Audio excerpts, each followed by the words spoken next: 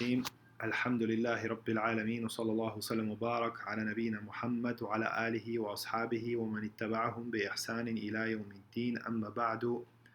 Brothers and sisters, welcome to this third class where we shall be applying what we have learned in the previous two classes to this word here, alima, which is a fi'l, a verb, and it's a very common verb. It means to know.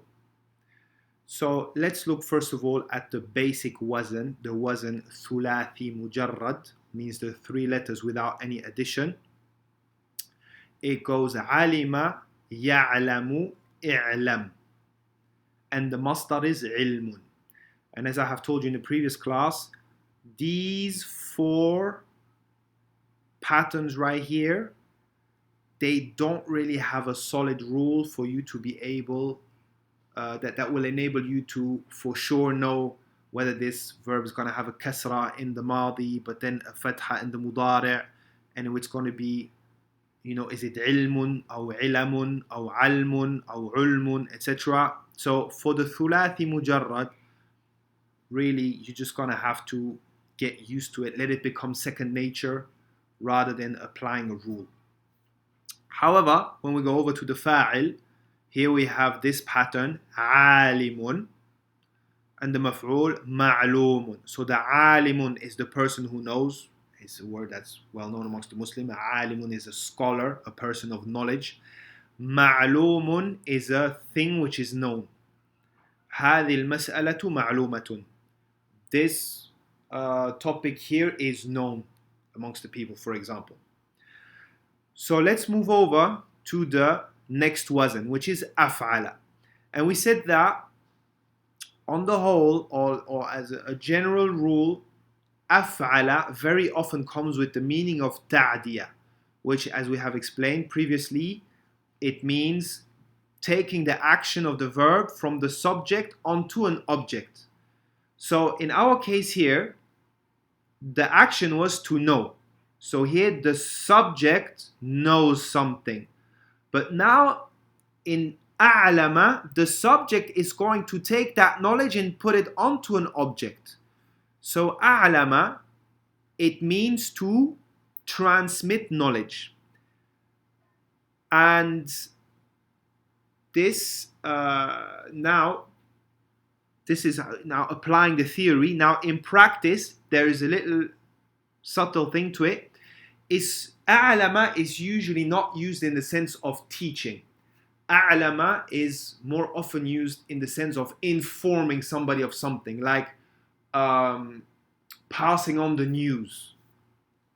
So this goes a'lama for af'ala, yuf'ilu becomes yu'limu, af'il the amr, imperative, a'lim, and the masdar is i'lamun, if'alun.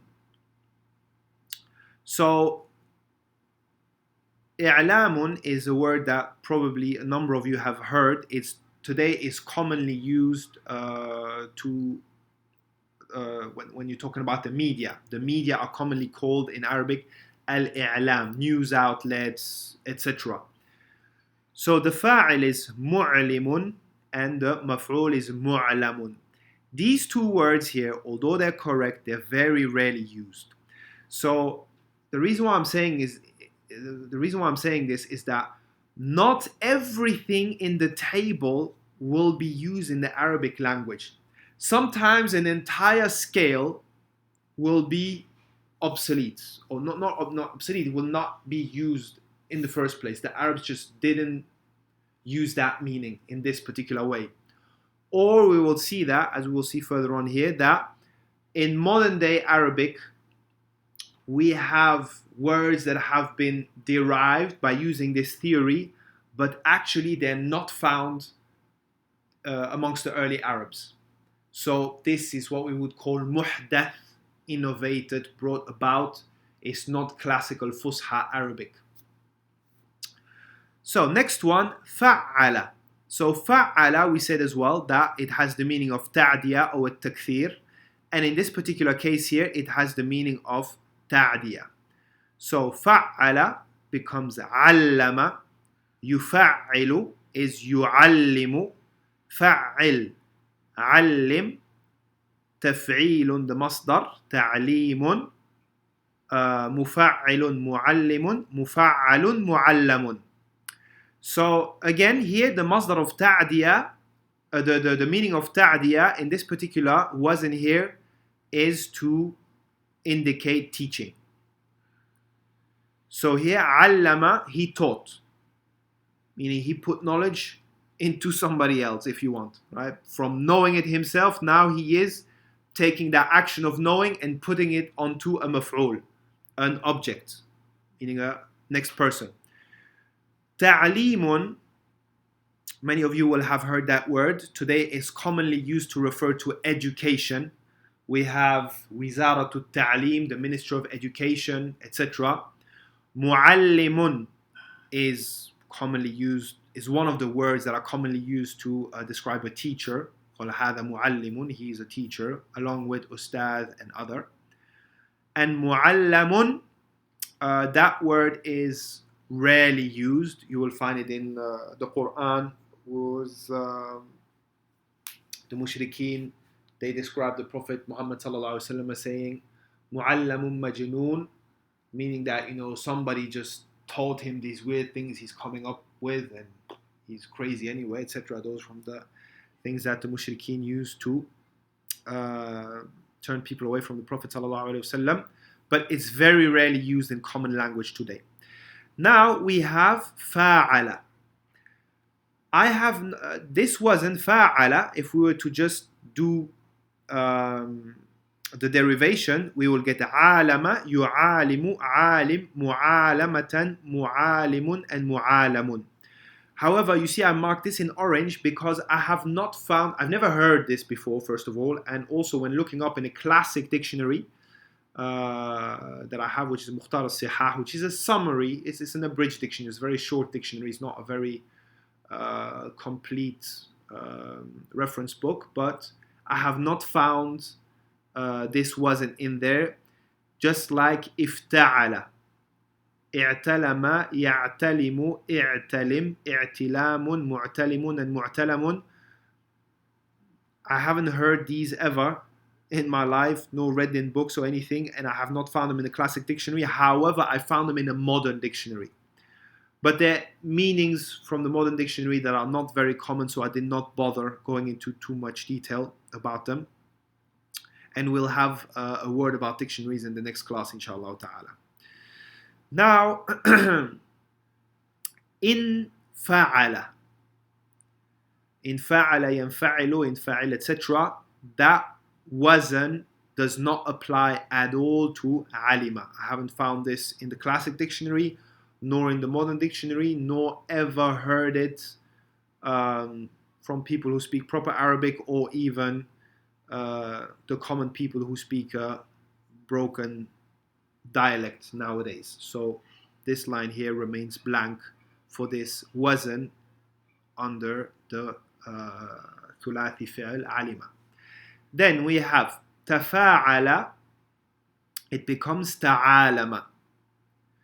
So it becomes ta'alama, yata'alamu, ta'alam, ta'alumun, muta'alimun, and muta'alamun. So this verb right here is commonly used nowadays to refer to somebody who doesn't have knowledge, but he pretends to have knowledge. And this is obviously from the highly blameworthy features that a Muslim should stay away from. And this word here, the ism fa'il, the one who does this action, is called a muta'alimun. This is a very, very severe blame if directed to somebody. There are other meanings to this word I found in certain dictionaries, but commonly that's what it's used for today, even in knowledge-based books, etc. Then you have tafa'ala, and we said that tafa'ala, it has the meaning of takalluf. Takalluf meaning, in this context, taking onto yourself, taking something onto yourself. So what are you taking onto yourself here? Ilm, alima. So what does that mean? You are learning. التعلم تعلم يتعلم تعلم تعلم, that is learning, right? تعلم, learn, son. التعلم, the fact of learning, like the action that the student does. You have ta'lim, that's education. That's from the teacher's perspective. He's doing ta'lim and the student is doing ta'allum. The teacher is passing it on and the student is taking it onto himself. So muta'allimun is a word that is commonly used to refer to students. And muta'allamun, that would be the derivate for the maf'ul. However, I have never heard this word in use.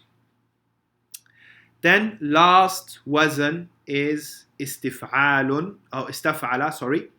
And we said that this means talab, which is request. I have not found this wazn in the classical Arabic, Mukhtar al-Sihah. However, it's very commonly used today, especially the masdar. So it goes ista'lama, yasta'limu, ista'lim, isti'lamun, musta'limun, and musta'lamun. So really the word that you will find today is just the masdar, and it's used to describe what we say in Arabic, al-isti'lamat. It's like the helpline, a phone line where you call in order to get information about a product or about a service, whatever, or like a reception where you go and ask for information, etc. Those are al-isti'lamat.